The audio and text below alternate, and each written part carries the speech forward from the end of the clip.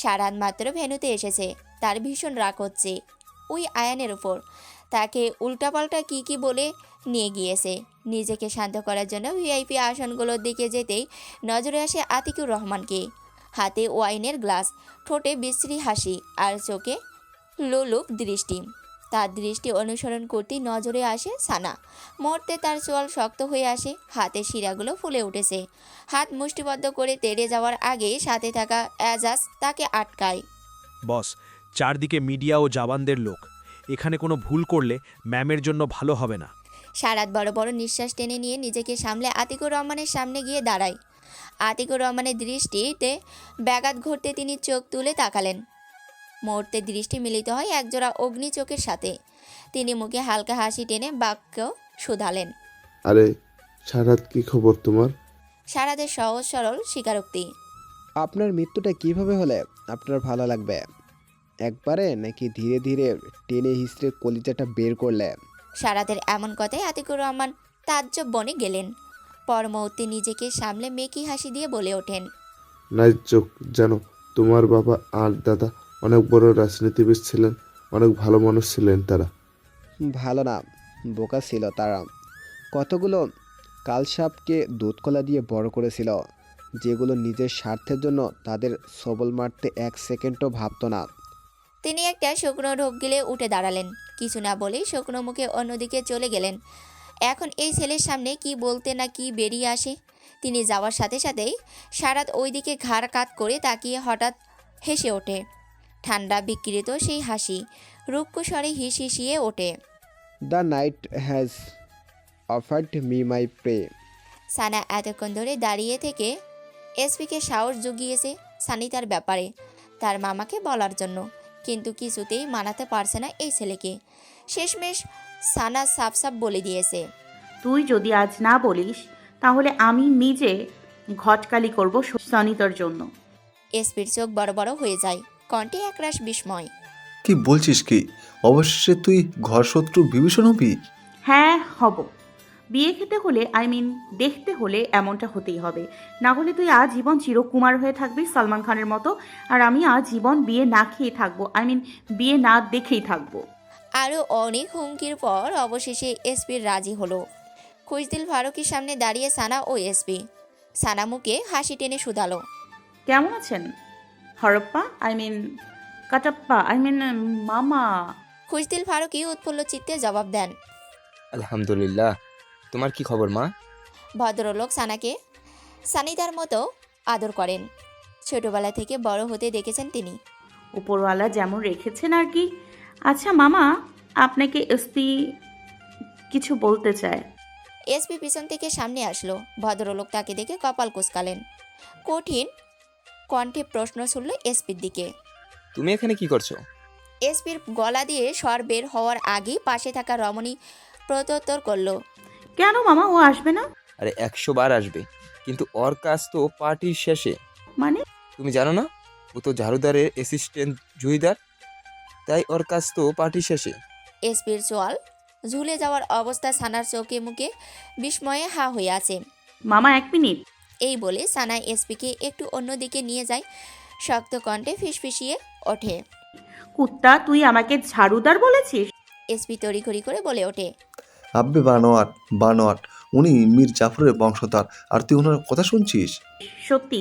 আব্বে 100তে 0% সত্যি। দুজনে আবার চলে এলো খুশদিলের সামনে। মামা, আপনার কোথাও ভুল হচ্ছে, ও আমার অ্যাসিস্ট্যান্ট। কি বলছো কি? এটা হতে পারে না। কেন মামা? ও এতটাও যোগ্য না যে তোমার অ্যাসিস্ট্যান্ট হবে। ও না ফ্যাশনের ফ জানে আর না ডিজাইনের ড জানে। সানা খুশদিলের কণ্ঠে এসপির জন্য এমন অপমান শুনতেই ফিক করে হেসে দিল। অন্যদিকে এসপির মনে মনে রেগে ফায়ার। তার ইচ্ছা করছে খুশদিলের নাকশি ফাটাতে। কেউ তার মেয়ের জামাইকে এমন সত্যি কথা বলে অপমান করে, এই লোক তাকে ভাবেটা কি? যদি না সানি ওনার মেয়ে হতো তো এতক্ষণে ওনার সম্মানের রফা দফা করে দিত।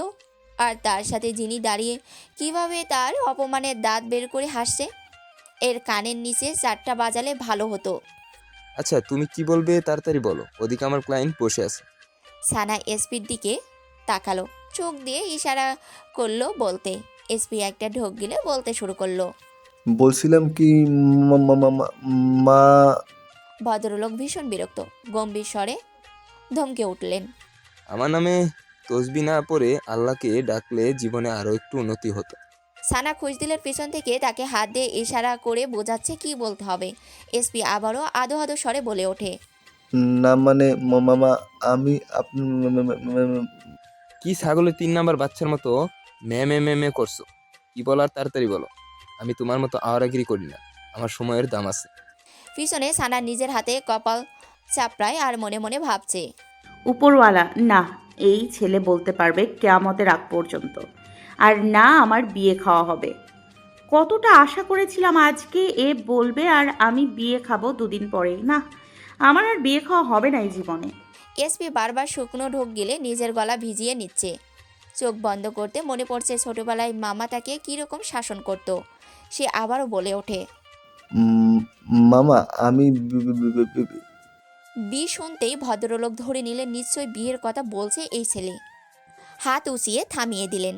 মাথা খারাপ নাকি তোমার? সারহাত এখনো বিয়ে করে নাই, আর তোমার মনে বিয়ের ফুল ফুটছে? ওই ফুলের গুঁড়া দিয়ে কেটে দাও, আর না হয় আমি ওই ফুল গাছকে উপড়ে ফেলে দিব। আর হ্যাঁ, ওই ফুল যদি আমার মেয়ে হয় তাহলে আমি তোমার ফুলের বাগানে আগুন জ্বালাবো। আমি বিয়ে বলি নাই, তাহলে? আমি বাড়ি যেতে চাই।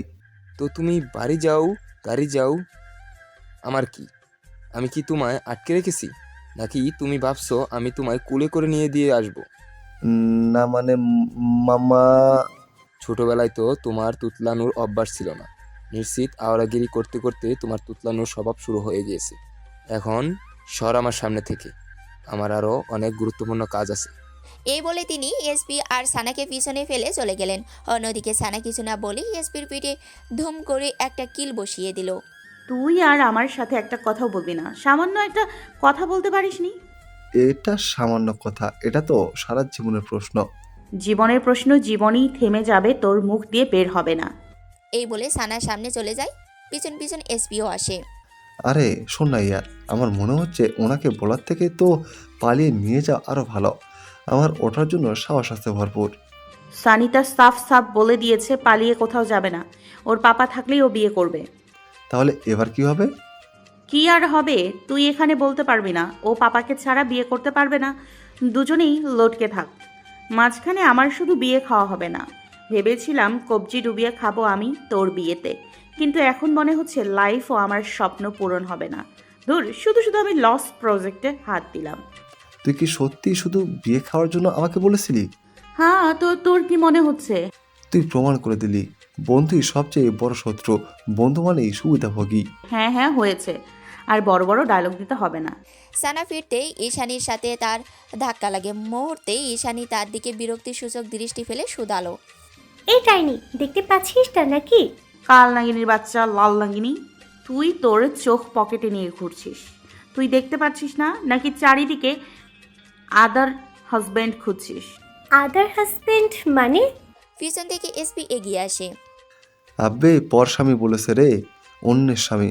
বৃষ্টি মনে হচ্ছে তোর লাল লাগেনি, পড়াশোনা করেনি। সাধারণ ইংরেজি বুঝতেই এর দাঁত ভেঙে যাচ্ছে। পড়াশোনা করবে কিভাবে? পড়াশোনার সময় তো ও অন্যের বয়ফ্রেন্ডের পেছনে দৌড়েছে। ঈশানীর রাগী চোখ মুখ লাল হয়ে উঠল। তাকে এত বড় অপমান করেছে সে কিছু বলার জন্য মুখ খুলতেই সানা তাকে হাত উঁচিয়ে থামিয়ে দেয়। ব্যাস, কোনো কথা বলবি না এখন, সর সামনে থেকে। আর হ্যাঁ, লক ইয়োর আইস। তাকে একটা মৃদু ধাক্কা মেরে সামনে চলে গেল। এদিকে ঈশানী ভাবুক চিত্তে বলে ওঠে, লকি রাইস এখন এটা কি মানে? এসপি সানার পিছন একটু এগিয়ে আবার ফিরে আসে। মানে কন্ট্রোল ইওর আইস। সে আবার চলে যায় সামনে। ঈশানী এদিকে তাজ্জব বনে গেল। এটা কি হলো তার সাথে? এই ডাইনি তাকে পদে পদে অপমান করছে। না, আর সহ্য করা যাবে না, অনেক করে নিয়েছি। এবার এটা কি এমন শিক্ষা দেবে সারা জীবন মনে রাখবে?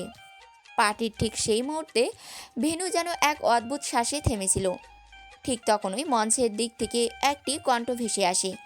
আয়ান মাইক্রোফোন তার হাতে, আলো ধীরে ধীরে মঞ্চের দিকে সরে আসে। Ladies and gentlemen, it's time of the couple dance. তার ঘোষণার সাথে সাথে ভেন্যু সম্পূর্ণ বদলে যায়। সব আলো একসাথে উজ্জ্বল হয়ে ওঠে। ডান্স ফ্লোর ব্যস্ত হতে শুরু করে। ক্যামেরার ফ্ল্যাশ একের পর এক জ্বলে ওঠে, সঙ্গীত বদলে যায়, আলো নরম হয়ে আসে, রং বদলায় সোনালি থেকে গাঢ় নীলের দিকে। কাপড়রা একে একে ডান্স ফ্লোরে নামে। দূরে দাঁড়িয়ে থাকা আর যে সানার দিক থেকে চোখ সরায় না। সানা একবার চারপাশে তাকায়, আলো, মানুষ, চোখ সব তার দিকে ফিরে আসছে ধীরে ধীরে।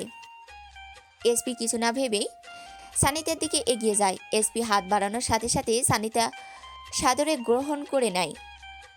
ঈশানী এগিয়ে যায় আরজের দিকে, অন্যদিকে রিয়ানা এগিয়ে আসে সারাদের দিকে। কিন্তু সারাত সব কিছু ছাড়িয়ে এক দৃষ্টিতে তাকিয়ে এগিয়ে যায় সানার দিকে। রিয়ানা নিজের পা থামিয়ে দেয়। পিছন থেকে তার কানে আসে আয়ানের কণ্ঠ। Madam, can I? রিয়ানা এক মুহূর্ত ভেবে ঠোঁটে হাসি ফুটিয়ে তার হাত বাড়িয়ে দেয়, কিন্তু তার মনে চলছে তুমুল যুদ্ধ।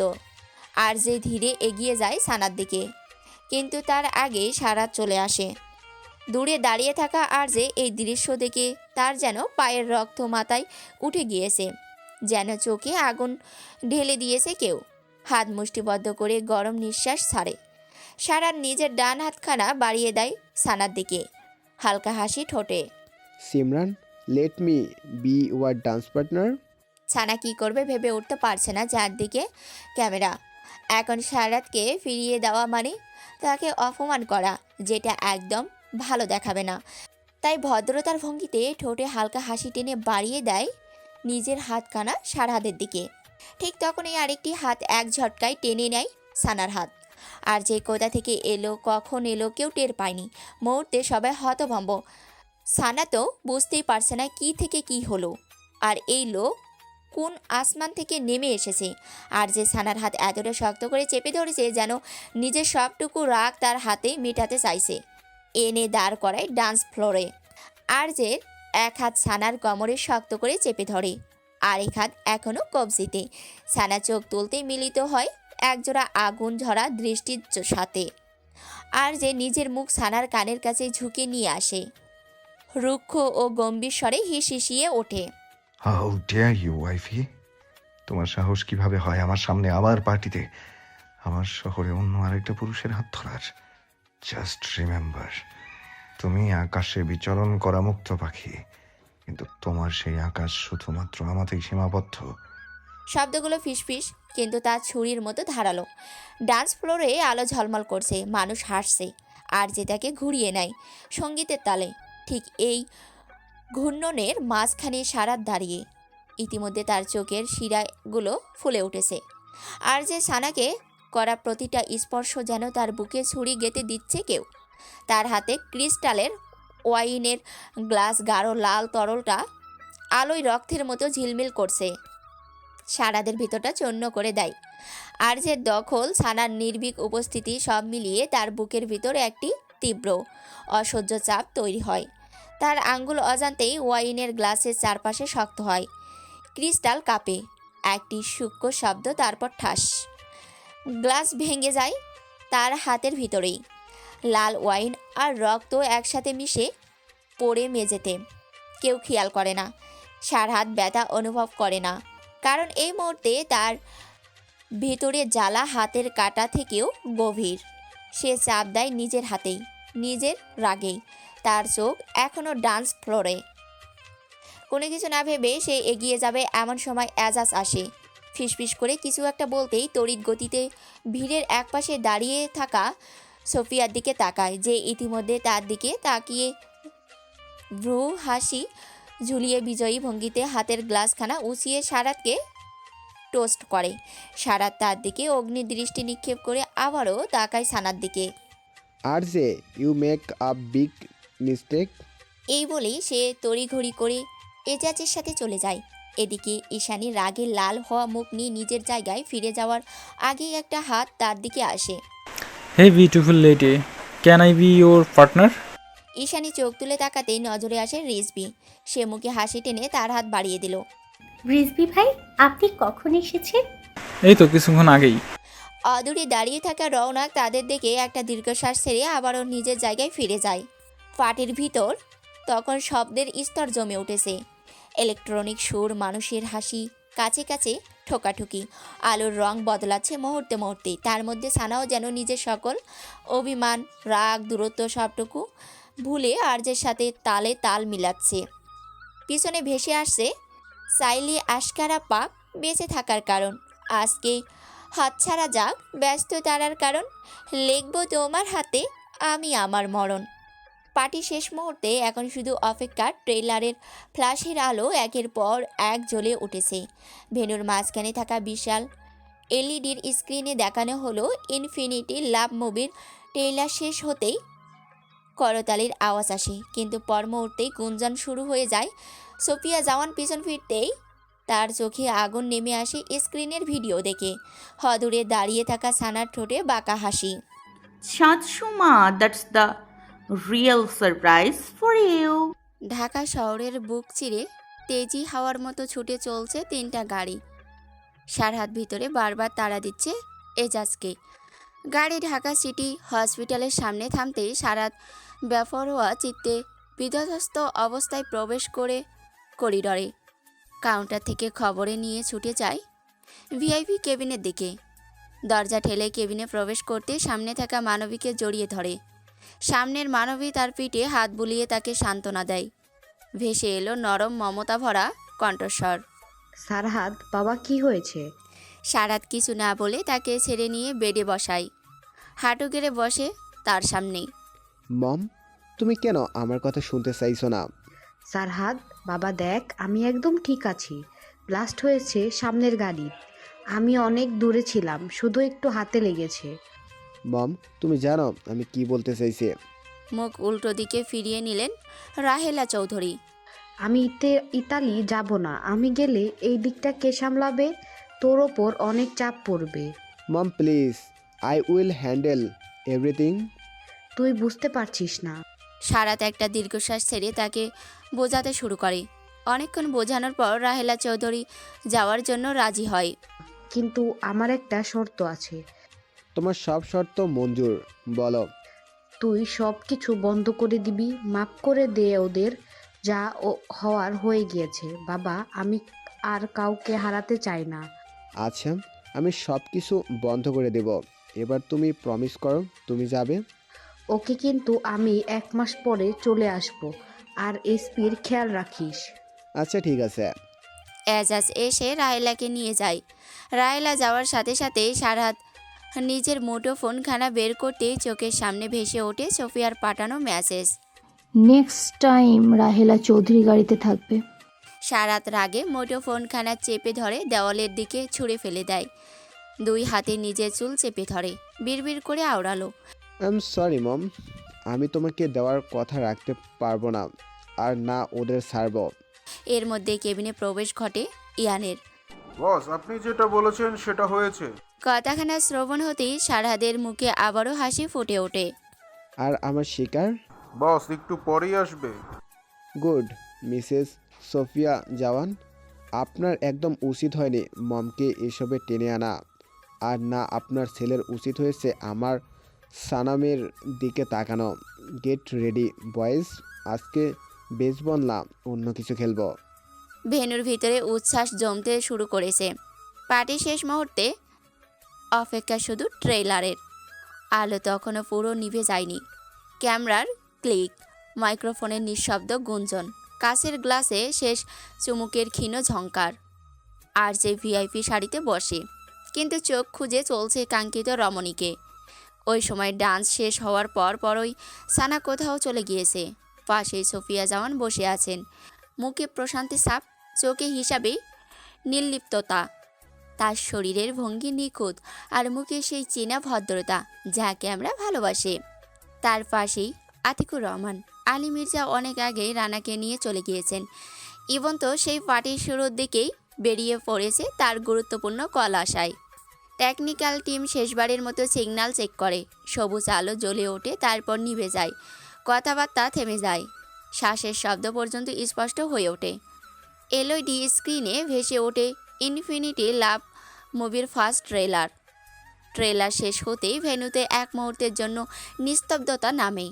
তারপর তালির ঢেউ, আলো ঝলমল, ফ্ল্যাশের বৃষ্টি, কাচের গ্লাসে শেষ চুমুকের শব্দ। ঠিক তখনই আবারও এলইডি স্ক্রিনটা জ্বলে ওঠে। মিডিয়ার কাতারে গুঞ্জন ছড়িয়ে পড়ে। সোফিয়া ভ্রকুসকে পিছনে তাকাতেই নজরে আসে। স্ক্রিনে দেখা যাচ্ছে সোফিয়ার সাথে আতিকুর রহমান ও হানিফুল ইসলাম বসে।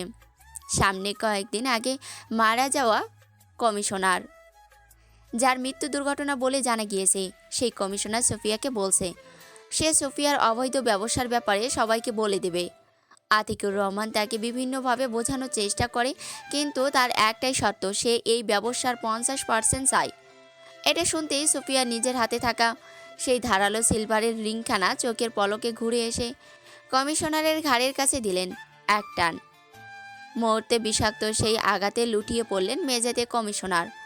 স্ক্রিনে থাকা এই সোফিয়াকে কেউ চেনে না, চেনা হাসি নেই, চোখে কাছের মতো ঠান্ডা এক স্থিরতা। আর বাকিটা দেখার আগেই আব্বাস লাইন বন্ধ করে দেয়। ভিড়ের একদম পিছনে আলো ছায়ার সীমান্তে দাঁড়িয়ে আছে সানা। কেউ তাকে দেখছে না, কারণ সবাই সামনে তাকিয়ে। সানার চোখে কোনো ভয় নেই, কোনো অনুশোচনা নেই, তার ঠোঁটের কোণে নিখুঁত হাসি। পাশে থাকা এসপির সাথে হাই ফাইভ করে। সানার ফোনে কোনো ব্ল্যাক হান্টার নাম্বার থেকে এই ভিডিও এসেছিল কালকে, সাথে লেখা ছিল you know how to turn it to your advantage. সানা আর এসপি মিলে এতক্ষণ এটাকে সেট করেছে।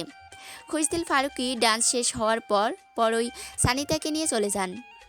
সাথে এসপিকে ভালো মতো সতর্ক করেন যাতে তার মেয়ের থেকে 100 ফুট দূরে থাকে। পেস্টি, পপকর্ন নিয়ে আসি, বসে বসে সিনেমা দেখবো। সানা হামি তুলতে তুলতে বলে, না ইয়ার, রাত 1টা বাজে, আমার ভীষণ ঘুম পাচ্ছে। এখন চাচুমার মেলোড্রামা শুরু হবে।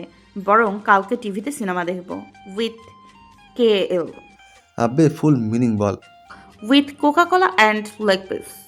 এই বলে দুজনেই চলে গেল। সানা সত্যি কি কারোর নজরে আসেনি? না, অদূরে দাঁড়িয়ে থাকা আর যে ঠিকই লক্ষ্য করেছে। সে জ্যাককে চোখ দিয়ে কিছু ইশারা করতেই জ্যাক তাকে আশ্বস্ত করে সানার পিছনে বেরিয়ে যায়। ভিডিও দেখার সাথে সাথেই সোফিয়ার চোখে আগুন নেমে আসে। সোফিয়া তখনও বসেছিল। বাইরে থেকে দেখলে মনে হবে সে অবিচল অটুট, কিন্তু তার ভিতরে গোটা সাম্রাজ্য কাঁপছে। তার বুকের ভিতর রাগ জমাট বেঁধে উঠছে স্তরে স্তরে। অপমানের রাগ, নিয়ন্ত্রণ হারানোর রাগ। মনের মধ্যে চলছে অসংখ্য প্রশ্ন। কে তাকে এভাবে প্রকাশ্যে নগ্ন করলো? কে তার নামকে এই আলোর নিচে এনে ফেললো? কে সাহস পেল তার মতো একজনকে প্রশ্নের মুখে দাঁড় করাতে? মুহূর্তে তার মনে পড়ে ওই সময়কার বলা সানার কথাগুলো। কিন্তু এই মেয়ে এই ভিডিও কোথাও পাবে? দূরে দাঁড়িয়ে থাকা আব্বাসকে চোখ নাড়িয়ে কিছু বলতেই সে চলে যায়। তার হাতের আঙ্গুলগুলো একটা মুহূর্তের জন্য হাতের গ্লাসটাকে শক্ত করে ধরে। কাঁচ আর চামড়ার মাঝখানে চাপ জমে ওঠে। মনে মনে নিজেকে শক্ত করে নেয়, কারণ ভাঙ্গা তার কাজ না, ভাঙানো তার অভ্যাস। হলের ভিতর বাতাস জমে যায়। কেউ উঠে দাঁড়ায়, কেউ হাত দিয়ে মুখ ঢেকে ফেলে, কেউ আবার অবিশ্বাসে স্ক্রিনের দিকে তাকিয়ে থাকে, যেন চোখ মিথ্যে দেখছে। কিয়ৎকাল পরই বিস্ফোরণ, ফ্লাশ, চিৎকার। প্রেস ও মিডিয়া ফেটে পড়ে। মাইক্রোফোনগুলো যেন অস্ত্র হয়ে ওঠে।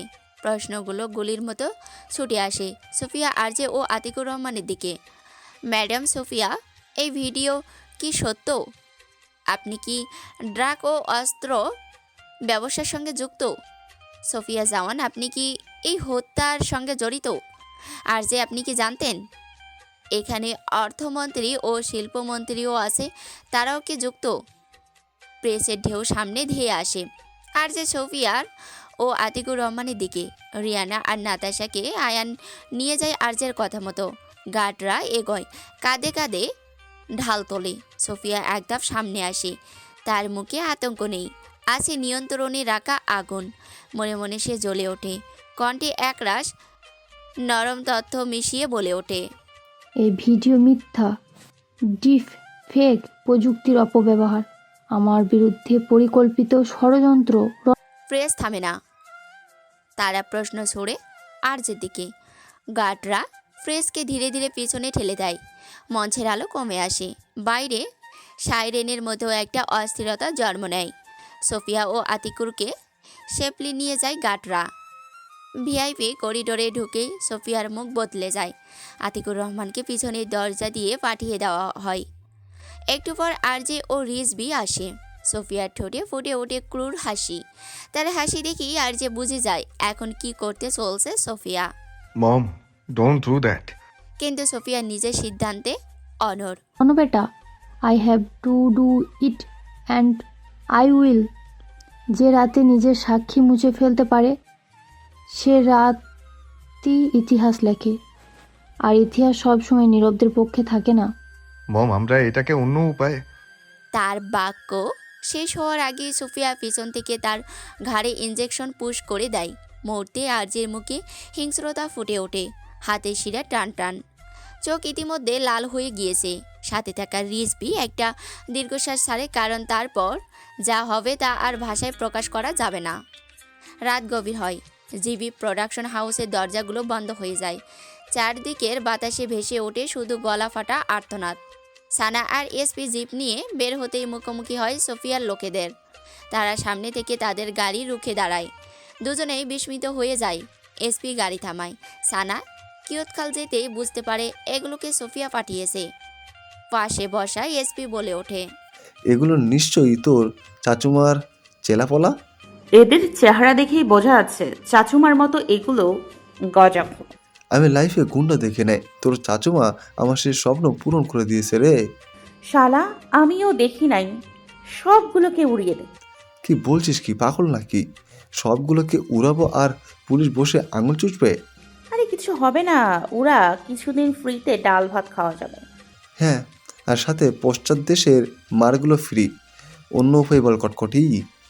এসপির বাচ্চা, আমার কাছে গাড়ি দে, আমি সবগুলোকে উড়াবো। এসপি তড়িৎ গতিতে তার দিকে তাকায়। তোর হাতে গাড়ি দেওয়ার থেকে গুন্ডার হাতে মোরা আরও ভালো। আরে ওই রণভীর 4 ঘন্টা লাগিয়ে শিখিয়েছে দেহ।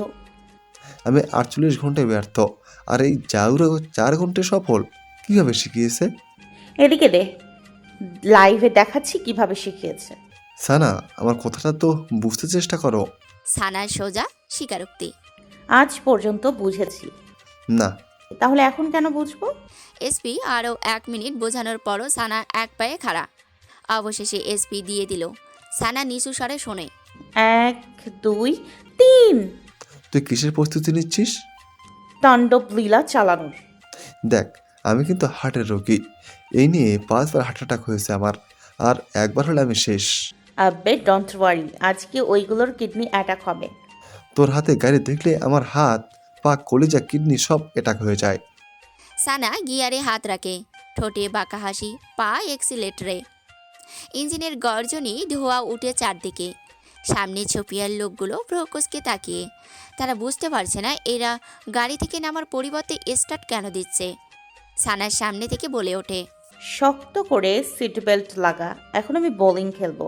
ওই গুন্ডাগুলো পিন আর তোর গাড়ি হচ্ছে বল। সামনে যেটা আসবে সেটাকেই ডকে পাঠাবো। ডক মানে কি? ডিরেক্ট উপরওয়ালার কাছে। এই বলে হাই স্পিডে চালিয়ে দেয়। সামনের লোকগুলো চোখ বড় বড় হয়ে যায়। বুঝে ওঠার আগেই তিনজনের ধাক্কা লাগে। ভিতরে এসপি চিৎকার করে ওঠে, আবে, তুই 3 জনকে ধাক্কা মেরে দিয়েছিস। ধুর, এটাকে ধাক্কা বলে না রে, এটাকে বলে সোজা কেল্লাফতে। রাখ তোর কেল্লাপাত। তুই 3 জনকে উপরে পাঠিয়েছিস। সানা তার কথায় বাধা দিয়ে বলে ওঠে, কিসের 3 জন? ওখানে তো 4টা ছিল। না, 3টা ছিল। না 4টা। তোর চোখ বাঁশবাগানে রেখেছিস, 3টে ছিল। আচ্ছা ঠিক আছে 3টা। আরেকটা কে উড়িয়ে দিয়ে আসি। এসপি তড়িঘড়ি করে বাধা দিয়ে ওঠে, এই না না না না, আমি মানছি 10টা ছিল না, 100টা ছিল। চা। এখন আমি মানি না। আমার মা, আমি তোর পায়ে ধরছি। আই এম জোকিং ইয়ার। But I take it. আবে, ফুল মিনিং বল। এসপির হাজারটা নিষেধাজ্ঞা অপেক্ষা করে সানা আবার গাড়ি ঘুরায়। সানাকে ফিরে আসতে দেখেই গুন্ডাগুলো আবারও দৌড়াতে শুরু করে। তাদের মধ্যে একজন বলে ওঠে, পাশ থেকে আরেকজন বলে ওঠে। তারা কল করার আগেই এসপির কালো জিপ তেজি ঘোড়ার মতো ছুটে এসে আরও দুজনকে দিল ধাক্কা। এসপি চিৎকার করে ওঠে, সানার বাচ্চা থাম। বাচ্চা হলে থেমে যাবে, বাট বাচ্চার মা থামার মোড়ে নেই। তুই থামবি নাকি আমি গাড়ি থেকে ঝাঁপ দিব? সানার সামনে গিয়ে থামে। এসপি বুকে হাত দিয়ে বড় বড় শ্বাস নেয়। সত্যি করে বল, ওই জাউরা তোকে এগুলো শিখিয়েছে আমাকে মারার জন্য, তাই না? ওই জাউরার মনে মনে এত শয়তানি, শালার নিজেই গুলিদের না মারতে পেরে বউ লাগিয়ে দিয়েছে। এই সব ছাড়, এবার বল আমি 5টাকে উড়িয়েছি কিনা। তুই পাগল, তোর জাউরা পাগল, তোর চাচুমা পাগল, আর সব পাগলের মধ্যে আমি বেচারা ফেঁসে গেছি। তুই ওদেরকে ডকে পাঠাচ্ছিস না, আমাকে ডিজেতে পাঠাচ্ছিস। ডিজে মানে? আবে ডিরেক্ট জেলখানা। সানা গাড়ি নিয়ে এই গুন্ডাগুলোকে আরও কতক্ষণ দৌড়িয়ে সামনে এগিয়ে যায়। পিছনে পড়ে থাকা গুন্ডাগুলোর মধ্যে একজন সোফিয়াকে কল করে। ওই পাশ থেকে আসে রুক্ষ গম্ভীর স্বর। কি হয়েছে? যাই হয়ে যাক, ওই মেয়ে যাতে বেঁচে না ফিরে। আমি আব্বাসকে পাঠাচ্ছি। সানা আর এসপি অনেকটা দূরে যেতেই 5টা সাপ তাদের গাড়ি আটকে দাঁড়ায় সামনে। দেখ তোর চাচুমা কি পাঠিয়েছে, গাড়ি পিছনে নে। সানার গাড়ি পিছনে নেওয়ার আগেই পিছন থেকেও তাদের ঘিরে ফেলে। গাড়ি থেকে আব্বাস নেমে আসে, সাথে থাকা লোকগুলোর হাতে হকি স্টিক। তারা সবাই প্রফেশনাল। সানা আর এসপিকে ইশারা করছে গাড়ি থেকে নামতে। এসপি ও সানা দুজনে গাড়ি থেকে নেমে সামনে এগিয়ে যায়। হঠাৎ সানা পিছনে থেকে বলে ওঠে, কি করছিস কি এসপি? আমাকে সামনে যেতে দে, আমি আমার উল্টাপাল্টা কুমফু কারাটিগুলো এদের ওপরে এখন ট্রায়াল মারবো। চুপচাপ পিছনে দাঁড়িয়ে থাক, না হলে আমি তোকে থাপ্পড় মারব। দেখ তুই এদের সামলাতে পারবি না। একটা কথাও না বলে গিয়ে ওই জাউরাকে কল লাগা। কি দিয়ে কল দিব? কেন, মোবাইল কোথায়? ব্যাগে। ব্যাগ কোথায়? গাড়িতে। গাড়ি কোথায়? কুত্তা তোর পকেটে, গাড়ি পেছনে। বাহ, ভালো কাজ। শোন, আমি যা বলবো সেটাই করবি। আমি এদের ব্যস্ত রাখবো, এই সুযোগে তুই পালাবি, বুঝতে পেরেছিস? না, বুঝতে পারিনি। তুই কি আমাকে ভীতু মনে করেছিস? আমি এদের কেলাবো। একটা কথা বলবি না তুই, পালাবি। কেলাবো। বল পালাবো। কেলাবো। আচ্ছা থাক, তুই সুযোগ পেলে গাড়িতে গিয়ে ওই জাউরাকে কল করবি। আজকে আমি এদের দেখাবো আমার সঠিক কুম্ফু কেরাটে। এসপি সানাকে তার পিছনে হাত দিয়ে নিয়ে আগলে দাঁড়ায়। ঘাড় কাত করে মটকা ফুটিয়ে নিজের 2 হাত মুষ্টিবদ্ধ করে নেয়। চারপাশ থেকে সোফিয়ার লোকগুলো তাদের দিকে এগিয়ে আসছে। রাতের গভীরতা চারপাশকে শুষে নিচ্ছে। চাঁদ আকাশে একা দাঁড়িয়ে, মেঘে চাদরে ঢাকা পড়ে ধীরন্ধামিত বাতাসে মিশে শীতলতা। সেই শীতল পরিবেশের মধ্যে এক ঘন নীরবতায় আচ্ছন্ন হয়ে আছে চৌধুরীদের পুরনো ফ্যাক্টরি, ভগ্ন স্মৃতি মিল। বাইরে থেকে একদম শান্ত, দরজাগুলো তালাবদ্ধ, যেন দিগ্ভ্রান্ত এক পৃথিবী থেকে বিচ্ছিন্ন এটি। কিন্তু ভিতরে বেসমেন্টে চলছে উত্তাল পরিস্থিতি। ভঙ্গুর শব্দ প্রতিধ্বনিত হচ্ছে যেন নিঃশব্দ চিৎকারের আওয়াজ। আতিকুর রহমানকে একটা শক্ত কাঠের চেয়ারের সাথে বেঁধে রাখা হয়েছে। এতক্ষণ তার সামনেই বেধড়কভাবে মারধর করেছে সিরাজকে কতগুলো লোক। তিনি গলা ফাটিয়ে চিৎকার করেছেন, কিন্তু সামনের যন্ত্রমানবগুলো না তার দিকে তাকিয়েছে আর না থেমেছে। প্রথমে তিনি বুঝতে পারেননি তাকে এখানে কেন আনা হয়েছে বা কিভাবে আনা হয়েছে। তিনি জেবি প্রোডাকশন হাউস থেকে বেরিয়েছেন, তারপর গাড়িতে উঠেছেন। তারপর আর মনে নেই। ভিতরে ভয়ে তিনি বারবার কেঁপে উঠছেন। ধীরে ধীরে অন্ধকার থেকে বেরিয়ে আসে সারাত। ভদ্রলোক সারাতকে দেখেই তার চোখ তাজ্জব বনে গেলেন। ভাঙ্গা ভাঙ্গা স্বরে বলে ওঠে, সারাত, তুমি এখানে? সারাত কোনো কথা বলে না, সে শুধু এগিয়ে যায়।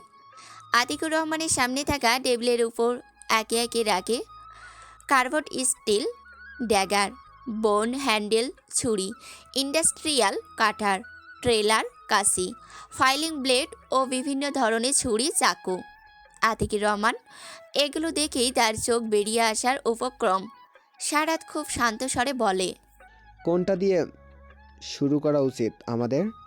এই বাক্যটা আতিকুর রহমানের ভিতরটা কাঁপিয়ে তোলে। তার গলা দিয়ে যেন একটা স্বরও বের হতে চাইছে না। সারা ধীরে হাটে ফ্যাক্টরির মেঝেতে তার পায়ের শব্দ ঝংকার তুলে ফিরে আসে। তার চোখে এক অদ্ভুত দীপ্তি, যেন মনে হচ্ছে ভয় ও তৃপ্তির এক মিশ্রণ। আদো আদো স্বরে বুলি আওড়ায় আতিকুর রহমান। এসবের মামা মানে কি? সারাত ঘুরে তার পিছনের কাঁধে হাত রাখে, কানের কাছে মুখ নিয়ে হিসিয়ে বলে ওঠে, ডোন্ট ওয়ারি, আমি তোকে অতীতের করা পাপের জন্য নিয়ে আসিনি। তার জন্য প্রচুর সময় ছিল। দাঁতে দাঁত খিচিয়ে আবারও বলে, তুই আমার সানামের দিকে তাকিয়েছিস, জানিস ওই সময় আমার কি ইচ্ছে করেছিল? আমি নিজ হাতে তোর রুহুটা টেনে হিঁচড়ে বের করে আমার 12 বছরের তপস্যার দিকে তুই নজর দিয়েছিস। এখন আমি তোর প্রতিটা অঙ্গ প্রত্যঙ্গের 12 টুকরা করব। সামনে বসে থাকা 50 সদ্য আতিকুর রহমান বারবার কেঁপে উঠছে তার কথায়। ভয়ে তার ঘাম কবেই ছুটে গিয়েছে। এবার মনে হচ্ছে হার্ট অ্যাটাক হওয়ার পালা। দেখ, তুই যা চাইবি তাই পাবি। তুই বল কতটা। তার বাক্য সম্পূর্ণ করার আগেই সারাত হঠাৎ ওই অটো হাসিতে ফেটে পড়ে। আতিকুর রহমানের ঘাড়ে একটা ইঞ্জেকশন পুশ করতেই তিনি বাকরুদ্ধ হয়ে গেলেন। সারাত প্রথমে একটি ধারালো ছুরি হাতে নিয়ে সে আতিকুর রহমানের উপর ঝাঁপিয়ে পড়ে। প্রথমে সে তার চোখ তুলে নেয়, যার মধ্যে ছিল ভয়, বাছার একটু আশা। সেগুলোকে একপাশে রেখে দেয়। আতিকুর রহমান হাত পা কিছুই নাড়াতে পারছেন, তবুও সারাদের কাছে যেন শেষবারের মতো প্রাণ ভিক্ষা চাইলেন। এবার সে শরীরের বিভিন্ন অংশ কাটা শুরু করলো। প্রতিটি টুকরো যেন কেবলমাত্র একটি নৃশংস সৃষ্টিকর্তার সৃষ্টির উন্মাদনা। এ প্রান্ত থেকে অপর প্রান্তে অ্যাসিডের স্প্রে ছড়িয়ে পড়তে থাকে। জ্বলন্ত অনুভূতি ও দগ্ধ আক্রমণের মধ্যেই আতিকুর রহমান শেষ নিঃশ্বাস ত্যাগ করেন। কিন্তু সামনে থাকা মানবের সেদিকে কোনো খেয়াল নেই। সে নিজের কাজে ব্যস্ত। সব কাজ শেষে সারাত উঠে দাঁড়ালো। পিছনে থেকে এগিয়ে আসে ইয়ান। সারাত তার দিকে তাকিয়ে প্রশ্ন ছড়ে, সানা আর এসপি কোথায়? বস, ম্যাম স্যারের সাথে বেরিয়ে পড়েছে। ইয়ানকে সারাত ওই সময় রেখে এসেছিল বাইরে সানা ও এসপির উপর নজর রাখতে। তারা বেরিয়ে পড়তেই ইয়ান নিশ্চিত মনে চলে আসে। ওকে, ক্লিন্ট ইট। এই বলে সারাত বেরিয়ে পড়ে। তার মুখের অনুভূতি এমন যেন এখানে কিছুই হয়নি। 12 কি 15 জন সোফিয়ার লোকগুলোর সামনে দাঁড়িয়ে সানা আর এসপি দুজনেই হুডি পরে। তারা ওই সময় ভিডিও সেট করতে ড্রেস চেঞ্জ করে নিয়েছিল। সব আগে থেকেই দুজনে প্ল্যান করে এসেছে। আব্বাস কানে মোবাইল তুলে গাড়ি নিয়ে চলে গেছে। সানা হাতে পা দুদিকে নাড়িয়ে বলে, ইয়াহু ইয়াহু ইয়াহ, ডিসুম ডিসুম ডিসুম। তুই এমন করছিস কেন? যাতে তারা মনে করে আমরা প্রফেশনাল। हम भी किसी से कम नहीं। আচ্ছা শোন, যেটা বলেছি সেটা মনে আছে তো? আরে হ্যাঁ রে ভাই, আর কতবার বলবি? না ম্যাডাম, আপনার তো আবার ভোলার রোগ আছে। প্রথমে 4-5 জন তাদের দিকে এগিয়ে আসে। এসপি তাদের একের পর এক নিজের দক্ষতায় হারিয়ে দেয়। সে কাউকে সানার দিকে আসতে দিচ্ছে না, তারপরও একজন সানার দিকে এগিয়ে আসে। সানা প্রথমেই কোনো দিকে না তাকিয়ে নাকে চোখে মুখে উল্টাপাল্টা একের পর এক ঘুষি মারতে থাকে। সাথে তার আজ পর্যন্ত শিকা আধুনিক ক্যারেটে তো আছেই। এই নে শালা, আমার দিকে হাত বাড়িয়েছিস, নে আমার ডান হাতের মশলাদার মুক্কা, বাম হাতের 5 মন ওয়ালা কিল, সাথে উষ্টা ফ্রি উইথ দবাং মার্কা থাপ্পড়। নে নে নে। লোকটা আত্মরক্ষার ও সুযোগ পায়নি। একের পর এক এদিক থেকে ওদিক থেকে মেরেই চলছে। মারের কোনো ব্যাক ব্যালেন্স নাই। মনে হচ্ছে সামনে রমণী চোখ বন্ধ করে মেরেই চলছে। অবশেষে সে হার মেনে নিল। মাফ করে দেন আমারে, আমি পালা হইয়া যামো। বাফের জন্মে আর গুন্ডাগিরি করবো না। আর আমনের মতো বেডিয়াত্রে কিডন্যাপ তো দূর, আই সামনেও আইতান্নু। সানা তার গলার টেনে ধরে, গালে আরও একটা থাপ্পড় লাগায়। আম্মা বললে ছাইরা দিমু, বল আম্মা। সামনের ব্যক্তি কাঁদো কাঁদো স্বরে বলে ওঠে, বল আম্মা। আবে শুধু আম্মা বল। শুধু আম্মা। থাপ্পড় দিয়ে আমি তোর দাঁত সাদা করে ফেলবো। অনলি আম্মা বল। অনলি আম্মা। আরে খালি আম্মা বল, খালি আম্মা। খালি আম্মা। যা তুই খালা আম্মা বল। খালাম্মা। শালা, এবার যে বলতে পারলি। আম্মা বলতে গেলে শুধু তোর প্যান্ট ভিজে যায়। দূর থেকে এসপি খেকিয়ে ওঠে, শানার বাচ্চা, তুই ওকে ছাড়। বেটা তো এভাবেই গেছে, অন্যগুলোকে দেখ তোর পিছনে। ও আচ্ছা, আমি ভুলেই গিয়েছিলাম তুই ছাড়া আরও তো তোর ভাই বোন আছে। যা, আজকের জন্য ক্লাস এতটুকুই। অন্য আরেকদিন দেখা হলে পুরো ক্লাস নিব, বুঝতে পেরেছিস? আর প্যাম্পাস পরে আসবি। ছেড়ে দিল। লোকটাকে এভাবে আরও 2-3 জনকে খেলানোর পর হঠাৎ এসপি একজনকে সামনে নিয়ে আসে। কটকটি, একে একটা থাপ্পড় লাগা। আমি তোর স্পেশাল দাবাং মার্কা থাপ্পড় খাওয়ানোর জন্য এনেছি। সানা সম্পূর্ণ প্রস্তুতি নিচ্ছে একটা থাপ্পড় মারার জন্য। হাতে মটকা ফুটিয়ে থাপ্পড় দিতে লোকটা হঠাৎ নিচে পড়ে গেল আর লেগে গেলে এসপির গালে। এসপি ঠাস করে পড়ে যায় নিচে, গালে ধরে বলে ওঠে, অবশেষে আমাকে এই দিনও দেখতে হলো। তুই আমাকে এভাবে মারতে পারলি? আরে না না ইয়ার, আমি তো একে একে মারতে চেয়েছিলাম। শালা এই মারার আগেই বেহুশ হয়ে পড়েছে। ইতিমধ্যেই তাদের দিকে বাকি লোকগুলো আসবে তার আগেই সানা হাত উঁচিয়ে তাদের থামিয়ে দেয়, শক্ত কণ্ঠে হাঁক ছড়ে, বাস এই মুহূর্তে আর এক কদম এগোলে তোদের সবগুলোর পা এলআইএস হয়ে যাবে। এলআইএস মানে? এসপি নিচ থেকে চিৎকার করে ওঠে, হাববে লেক ইন্টু স্মল। খাঁটি বাংলায় পা ছোট হয়ে যাবে রে তোদের। হ্যাঁ ওটাই, দূরে থাক।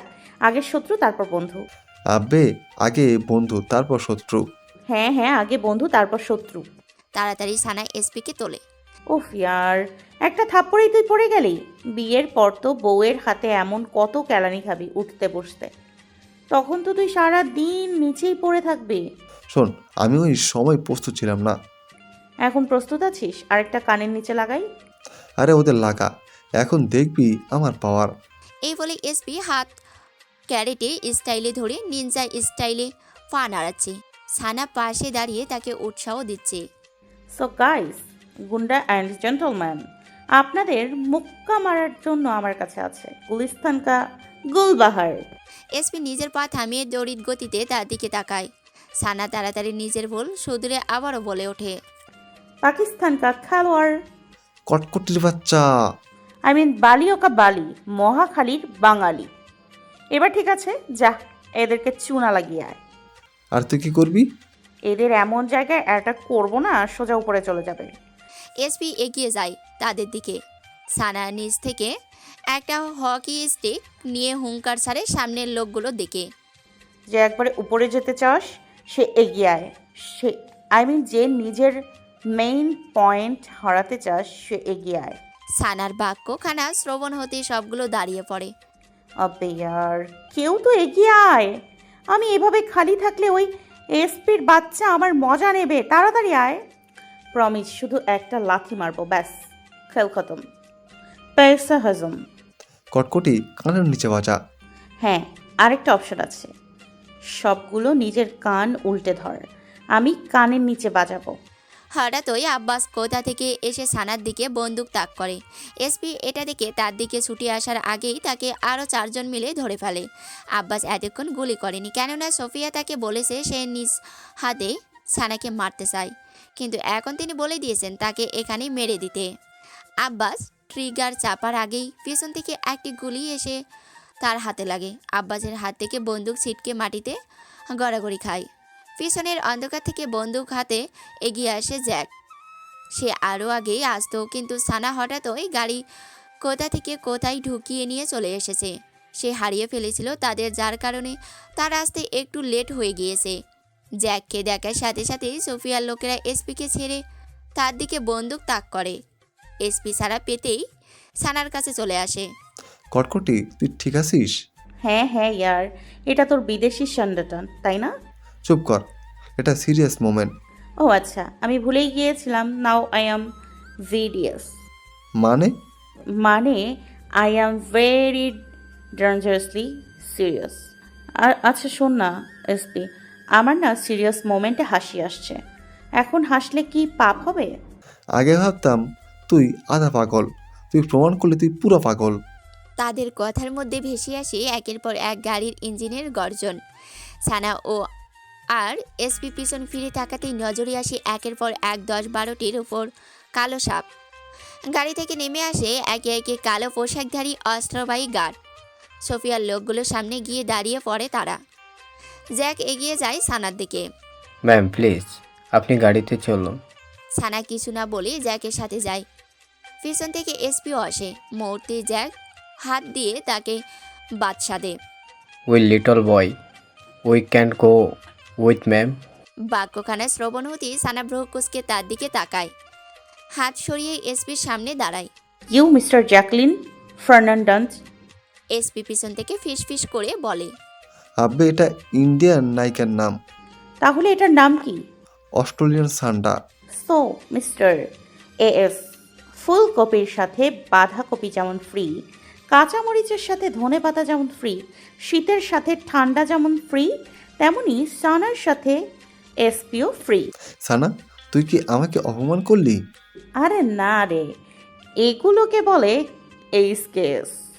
হ্যাঁ রে, কিপটা এসপি। আবে হৃদয় কাঁপানোর সম্মান। ম্যাম প্লিজ, আপনারা গাড়িতে গিয়ে ঝগড়া করুন। সানা ও এসপি জ্যাকের সাথে গাড়িতে ওঠার সাথে সাথেই পিছন থেকে আওয়াজ আসে গোলাগুলির। এসপি কপালে ভাঁজ ফেলে সানার দিকে প্রশ্ন ছড়ে। কটকটি, পিছনে কি হচ্ছে রে? ওটিপি হচ্ছে। One time password. আবে না রে, অপারেশন টর্চ লাইট প্রোম্যাক্স। তাদের গাড়ি অনেক দূর এগিয়ে যায়। পিছনে শুরু হয়ে যায় সোফিয়া ও আরজে লোকদের মধ্যে তুমুল সংঘর্ষ। আরজে ব্ল্যাক স্পেসে আসে প্রায় ভোর রাতে। সারা শরীরে তার রক্ত জলজল করছে, চোখে মুখে সেই হিংস্রতা নেই, তার জায়গায় একটা ঠান্ডা স্থিরতা। অনুভূতিহীন চিত্তে ভারী ভারী কদম ফেলে চলে গেল নিজের রুমে। ঠান্ডা পানি ছেড়ে শাওয়ারের নিচে দাঁড়িয়ে পড়ল। এই হাড় কাঁপানো শীতে কনকনে ঠান্ডা পানিতে সে এক ফোঁটাও নড়ছে না, যেন তার ভিতরের সকল অনুভূতি মারা গিয়েছে। হাত দিয়ে নিজের চুল ব্যাকবাস কুড়ি পর মুহূর্তে দেওয়ালে বসিয়ে দিল পরপর কয়েকটি থাবা। হাত থেতলে অনেকটা রক্তাক্ত হয়ে পড়ে। 1 ঘন্টা পর বের হয় সে, পরনে শুধু একটা ট্রাউজার। কিন্তু এই মুহূর্তে সে আবার নিজের উপরে কন্ট্রোল হারাচ্ছে। এটা সোফিয়ার দেওয়া সেই ইনজেকশনের প্রভাব। সে নিজেই নিজের চুল চেপে ধরে বসে পড়ে। পুরো কক্ষ কেঁপে ওঠে তার চিৎকারে। আরও 5 মিনিট পরও যখন সে নিজেকে শান্ত করতে পারল না, তখন বেরিয়ে পড়ে সানার রুমের উদ্দেশ্যে। দরজার নব ঘুরিয়ে প্রবেশ করতেই নজরে আসে সানার নিষ্পাপ ঘুমন্ত মুখখানা। নজর ঘুরাতেই আরজের চোখে যায় সানার মেদহীন মসৃণ উদরে। রমণী ব্যাখিয়ালি ভাবে এলোমেলো হয়ে ঘুমের সাগরে ডোবে। এতে তার পরনের ওভার সাইজটি শার্ট একটু উপরে চলে গিয়েছে। আরজে না চাইতেও চোখ বারবার সেখানে গিয়ে আটকায়। তার গলা শুকিয়ে আসছে, মনের ভিতর নিষিদ্ধ চাওয়াগুলো উকি দিচ্ছে। বারবার শুকনো ঢোক গিলে নিজেকে সামলানোর চেষ্টা করছে। জিভ দিয়ে ঠোঁট ভিজিয়ে আওড়ায়। এই মেয়ের কাছে শান্ত হতে আসলাম, কিন্তু আমাকে আরো অশান্ত বানিয়ে দিচ্ছে। পর মুহূর্তে কিছু না ভেবে সানার পাশে শুয়ে কমফোর্টার টেনে তাকে ঢেকে দেয়। বারবার নিজেকে বোঝাচ্ছে সে সানার ঘুমের সুযোগ নিতে চায় না, কিন্তু মন যেন তার বিরুদ্ধে। সানার ঘাড়ে মুখ গুজে লম্বা লম্বা শ্বাস টেনে নেয় সে। কাঁচা গোলাপের সুবাস তার প্রতিটা শিরা উপশিরায় ছড়িয়ে পড়ে। আবেগী স্বরে আওড়ায়। দিন দিন তুমি আমার মেডিসিন হয়ে যাচ্ছ। পর মুহূর্তে তার গ্রীবায় চিবুক, গালে ও অধরে চুমুতে ভরিয়ে তোলে। তার টি শার্টের ভিতরে হাত ঢুকিয়ে তার উন্মুক্ত অধরে রাখে। আরজে নিজের শীতল হাতখানা রাখতে রমণী হালকা নড়ে ওঠে, কিন্তু আরজে তাকে জড়িয়ে ধরে। কিয়ৎকাল পরই দুই কপতি আবেশে ঘুমের দেশে তলিয়ে যায়। চারদিকে ঘোর অমানিসা অন্ধকার। তার মধ্যে দুই মানব দাঁড়িয়ে, হাতে বন্দুক তাক করা একে অপরের দিকে। নীল চোখের মণিগুলোর চারদিকে অদ্ভুত ঝিলিক। সামনে দাঁড়িয়ে আরজেও হাত মুষ্টিবদ্ধ। মাস্টার তার ইলেকট্রিক কণ্ঠে আওয়াজ তোলে। অবশেষে তুই আমাকে খুঁজে পেলি। তোকে খুঁজে পাওয়া কোনো ব্যাপার ছিল না, ব্যাস আমি সুযোগ দিচ্ছিলাম। ওকে, লেটস দ্য ওল্ড গেম। তারপর দুজনের মুখে বাঁকা হাসি। দুজনেই একসাথে ট্রিগার চেপে ধরে। একটা বিকট শব্দ ছড়িয়ে পড়ে বাতাসে, ঠাস। সারা শহর যখন ঘুমে নিমজ্জিত, তখনই জেগে ঢাকা সিআইডি ব্যুরো। লম্বা হলঘর, দুপাশে কাছে ঘেরা কেবিন, ভিতরে ঝুলে থাকা সাদা আলো। হলের শেষ প্রান্তের বড় কেবিনে এসিপি তালহা আদিল বসে। ডেস্কে নথির স্তূপ, দেয়ালে মামলার বোর্ড, লাল সুতোয় যুক্ত ছবি আর নাম।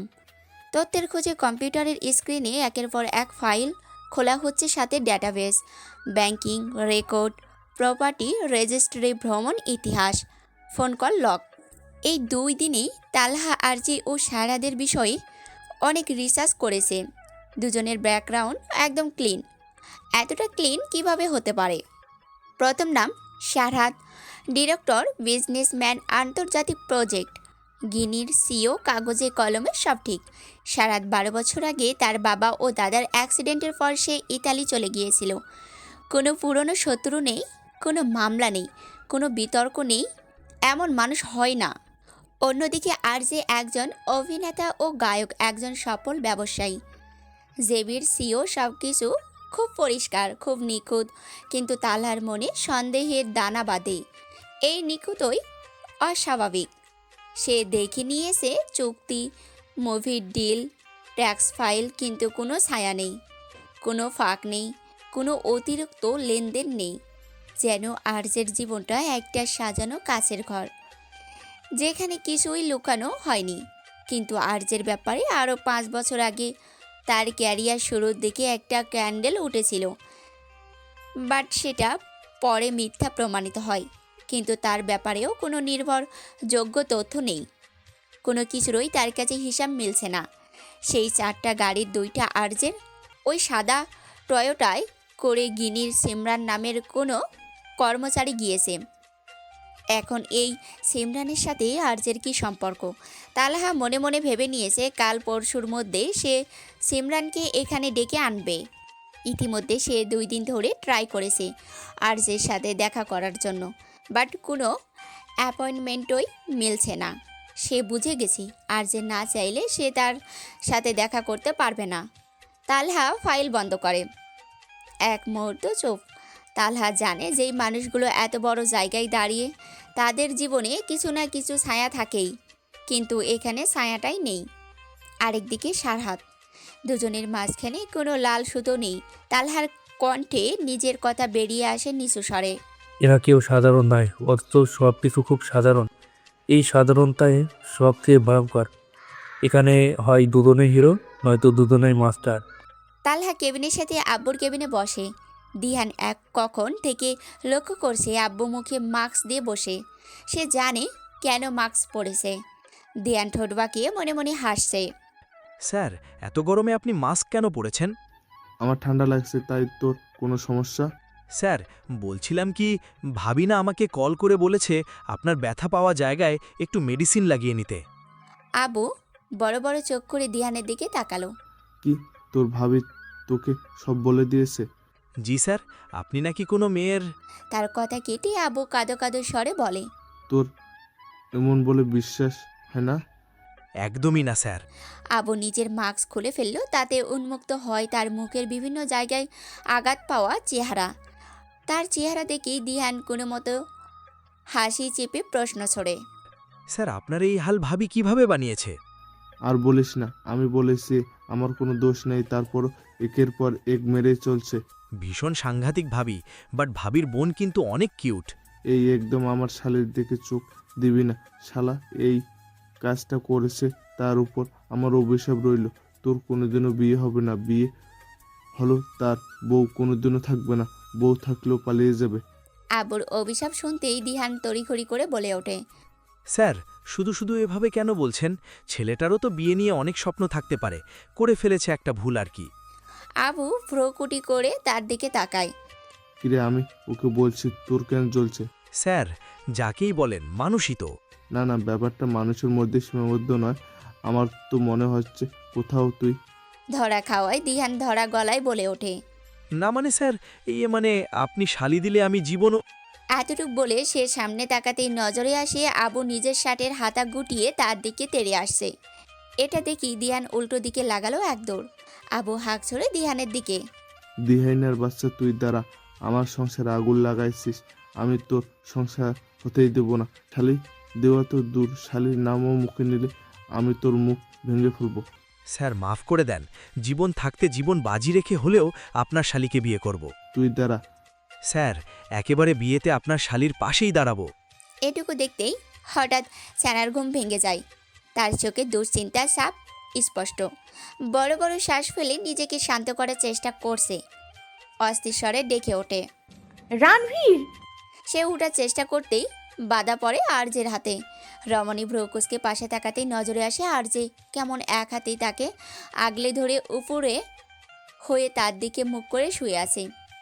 এতক্ষণের অস্থিরতায় সে এটা খেয়ালই করেনি যে তার পাশে কেউ আছে। তার নাকে আসে পুরুষালী ক্লোনের এক অকৃত্রিম মাক্সি সুবাস। আরজের ঘুমন্ত মুখখানে নজরে আসতেই রমণীর অস্থিরতা কমে আসে।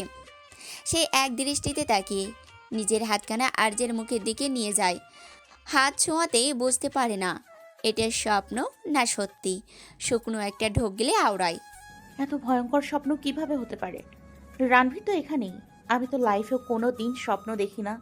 ঘুমিয়ে গেলে তো আমার খবরই থাকে না। কি হচ্ছেটা কি আমার সাথে? আবারও আর্যের মুখের দিকে তাকায় চোখ বন্ধ করে। নিজেই নিজেকে এমন অদ্ভুত কাজের জন্য সকানে গালি দেয়। না, সে নিজে চাপা অনুভূতিগুলো কখনো কাউকে বুঝতে দেবে না। মনে মনে বলে ওঠে, আপনার করা কেয়ারিংগুলো স্বপ্ন মনে হচ্ছে, আর বাস্তবে চোখের সামনে ভাসছে শুধু অবহেলাগুলো। তারপর আবার নিজেই নিজেকে শাসন করলো। সানা, হোয়াট ইউ ডুইং? ব্রেনকে রিস্টার্ট মার আর মনকে রিসেট লাগা। জাস্ট রিমেম্বার, জীবন যাবে কিন্তু ফিমেল ইগো হার্ট হবে না। আমি নোয়াবো না কারো কাছে, এতে মন যতই লাফালাফি করুক। নিজেকে আবার শক্ত খোলসে আবদ্ধ করে নেয়। বহু কসরতেও আর্যের হাতখানা সরাতে ব্যর্থ হলো রমণী। দাঁত খিচিয়ে বলে ওঠে, এই লোক এই ফার্মের পোলট্রি খায়, কোন দোকানের চাল ডাল খায়? সে নিজের কান ধরে ঘর কাঁপিয়ে দেয় এক চিৎকার। আ পাশে থাকা আর্যের রমণীর চিৎকার শুনতেই ধরপড়িয়ে ওঠে। সে কিছুক্ষণ আগে ঘুমিয়েছিল।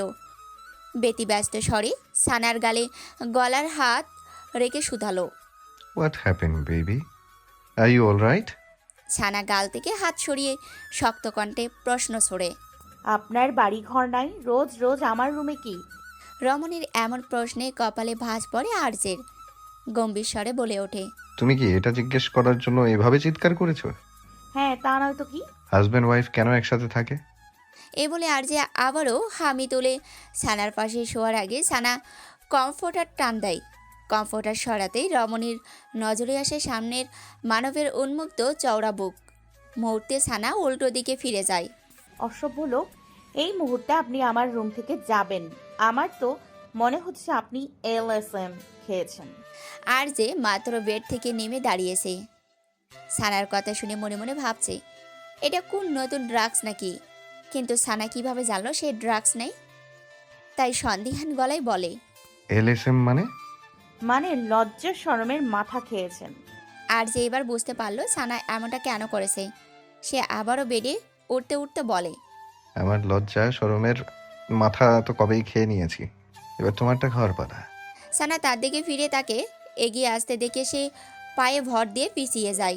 কি করছেন কি আপনি? এগিয়ে আসছেন কেন? তুমি পিছিয়ে যাচ্ছ কেন? দেখুন, আমি কিন্তু এমন চিৎকার করব না, আপনার কান ফেটে যাবে। আমি তোমার চিৎকার করার ব্যবস্থাই করছি। দিন দিন আপনার অধঃপতন দেখে আমার আপনার জন্য স্যাড ফিল হচ্ছে। তা আমার অন্য ফিল আসছে ওয়াইফি। চলো ওয়াশরুমে থাকা বাকি কাজটা সেরে নেই। সানা ধীরে ধীরে আরও পিছিয়ে গেল। দেখুন, আমার থেকে দূরে থাকুন অসভ্য লোক, না হয় আমার অভিশাপের ঠাডা পড়বে আপনার ফিলে। তোমার অভিশাপের ঠেলায় এবার শিরায় শিরায় দৌড়াচ্ছে আমার ফিল। উপরওয়ালা জীবনেও আপনাকে ভালো করবে না। ভালো করতে হবে না, তোমাকে দেখলেই আমার খারাপ কিছু কিছু করার ইচ্ছা হয়। সানা একদম দেওয়ালের সাথে সিটিয়ে গিয়েছে। আঙ্গুল উঁচিয়ে বলছে, আমি কিন্তু আপনার নামে লজ্জা হরণের মামলা দিব। আর যে আর একটু এগিয়ে এসে তার পা ধরে এক টান দিয়ে তার নিচে ফেলে দেয়। তার মুখের দিকে তাকিয়ে বলে ওঠে, আগে লজ্জা হরণ করে নিই, তারপর মামলা খেতে রাজি। এই বলে সানার গ্রীবায় মুখ গুজে দিল। সানা দু হাতে ঠেলে তাকে সরাতে পারছে না। আর যে নিজের মুখ ওড়াতেই সানা কোনো কিছু না ভেবেই বসিয়ে দিল তার গালে এক চড়। থাপ্পড় খাওয়ার একটু পরপরই আর যে রমণীর দুই হাত মুঠোবন্দি করে মানবীর অদরে হামলা চালায়। সানা স্থির হতেই তাকে ছেড়ে দিল। গম্ভীর স্বরে হিসিয়ে বলে ওঠে, ইউ নো হোয়াট ওয়াইফি, আমি একটা রুল সেট করেছি। তুমি যতবার চড় দিবে আমি ততবার চুমু খাবো তোমাকে। বলো সুন্দর না প্রতিশোধটা? এবার বাকি কাজটাও সেরে নিই। সানা তপ্ত কণ্ঠে বলে ওঠে, অধিকার ফলাতে চাইছেন? এই বাক্যটা শ্রবণ হতেই আর যে হাত ছেড়ে দিল। রুক্ষ স্বরে বলে ওঠে, লিসেন ওয়াইফি, অধিকার ফলানোর হলে আমি কবেই নিজের অধিকার নিয়ে নিতাম। এটা কোনো বড় ব্যাপার ছিল না আমার জন্য। জোর করা তো পুরুষের কাজ। আমি চেয়েছিলাম তুমি নিজ থেকে সমর্পণ করো আমার কাছে। সেটা আপনার স্বপ্নে। আর যে রমণীর উপর থেকে উঠে দাঁড়ালো। সানার দিকে চেয়ে ঠোঁট কামড়ে হেসে বলে ওঠে, স্বপ্নে তো আমি কবেই কাজ সেরে ফেলেছি, শুধু বাস্তবে বাকি। এই বলে সে চলে গেল, পিছনে ফেলে গেল অবশ রমণীকে। সানা বুঝতেই তার চোখ বড় বড় হয়ে গেল। খেকিকে উঠল সে। কুত্তা, আমার অভিশাপ এমনভাবে লাগবে স্বপ্ন বাস্তব সব জায়গায় জীবন কালা কালা তেজপাতা হয়ে যাবে। ঘড়ির দিকে তাকাতে নজরে আসে প্রায় 9টার উপরে বেজে গেছে। আজকে তার অফিস নেই, কারণ কালকে জেবি প্রোডাকশন হাউসে মুভি নিয়ে মিটিং, আর পরশু থেকে শুটিং স্টার্ট হবে। সানা হামি তুলে বাথরুমে চলে গেল। কিয়ৎকাল পর সে যখন নিচে আসে, আর যে ততক্ষণে বেরিয়ে পড়েছে জাওয়ান ম্যানশনের উদ্দেশ্যে। সানাকে ডেকেছিল যাওয়ার আগে, কিন্তু সে বের হয় নাই। এই লোক যেই লেভেলের ক্যারেক্টারলেস, কখন কি করে বসে। মিসেস আয়েশা কবে থেকে জাওয়ান মেনশনে, মেঘা ও মালা কিচেনে। সানার দরজা খুলে বেরিয়ে পড়ে এসপির ফ্ল্যাটের উদ্দেশ্যে। তার সাথে মিলে চাচুমার সিনেমা দেখবে। সানা এসপির ফ্ল্যাটে প্রবেশ করতেই তার নজরে আসে এসপির ব্যথায় জর্জরিত লাল মুখখানা, কেমন বিভিন্ন জায়গা ফুলে আছে। সানা তার দিকে তাকিয়ে প্রশ্ন ছড়ে, কিরে, তোর মুখের মানচিত্রকে পাল্টালো? ওই চাইনিজ সান্ডা শালা আমার দরজা ভাঙেনি, কিন্তু আমার মুখ ভেঙে ফেলেছে। আমি দরজা খুলতে আমার মুখে এটা করেছে। এটা শুনতে সানা ফিক করে হেসে দিল। নিজের হাসি আটকে কোনো মতো বলে ওঠে,